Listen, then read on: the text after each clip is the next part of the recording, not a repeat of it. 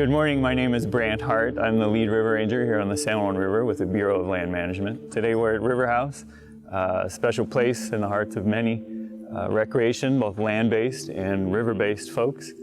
Thousands of people a year visit River House.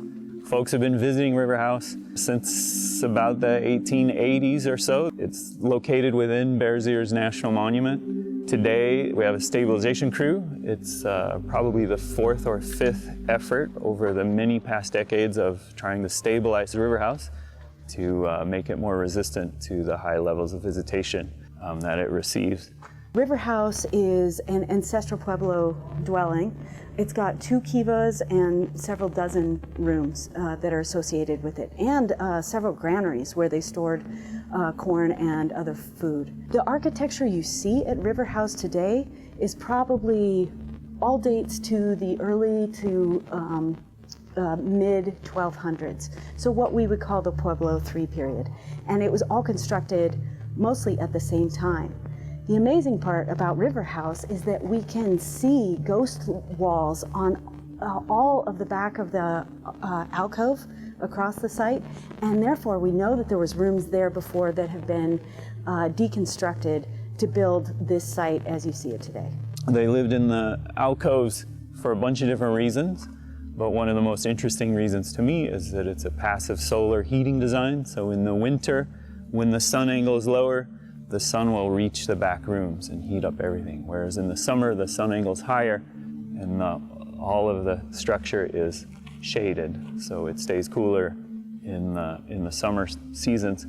Today we have an Ancestral Lands Corps group doing the work in conjunction with Friends of Cedar Mesa and Woods Canyon Archaeological Consultants, all working together to try and preserve this special place for the future.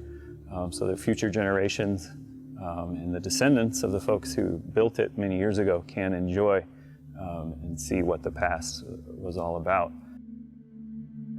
It's important that these younger folks were able to come and join us and not only be a part of the process to help preserve their cultural history, but also to learn about that cultural history, to learn more about who they are, where they come from, and why it's important to be a part of the preservation process that requires the participation and presence of these indigenous individuals out in the field, helping to care and maintain for their ancestral history.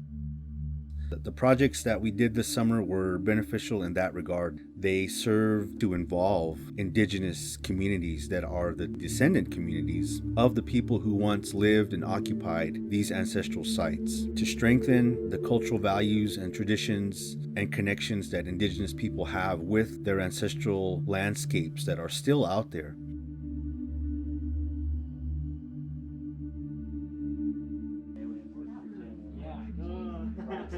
Kishikotan Laget Kina, Hodera Book Collection, Amanati Copy Chico, Damula Pichigo and Charlie. Good afternoon, everybody. My name is Darren Buka.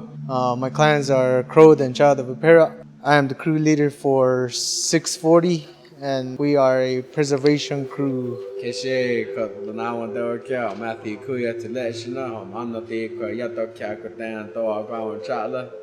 Hello everybody, my name is Matthew Cuyati. I'm assistant crew leader for 640 out of Zuni, New Mexico, Ancestral Lands. My clans are Sun and Child of Corn. Sorry about that. Kishe Kotandewan Nate, Opasansia Laszlo Jr. election.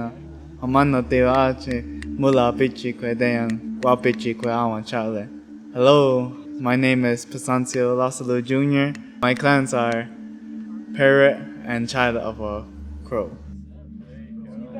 We've been lucky enough over the last 4 years to work with Ancestral Lands Corps on many cultural sites. We've worked with groups from Acoma Pueblo, from Zuni Pueblo, and then this group is from Albuquerque.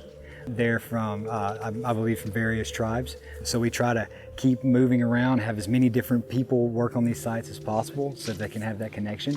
Ancestral Lands Corps has been an absolutely instrumental partner in getting cultural site work done with native indigenous hands, which is, that's like, for us, one of the biggest parts of the entire project.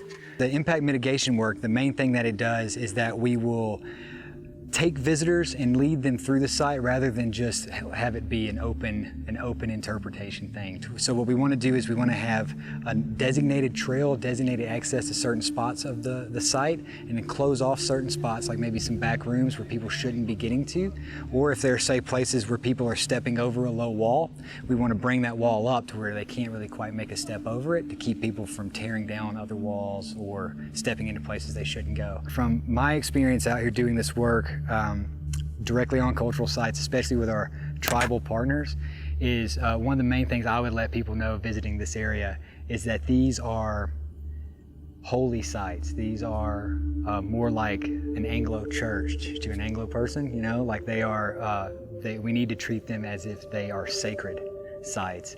And so we need to, when we're visiting, visit like you would anybody's sacred sites. Visit quietly, thoughtfully, try to be present in the moment, and then try to just show general respect, as well as, you know, the particulars, not climbing on walls, not eating in the sites, but just a general air of respect, I would think, for the site as a whole.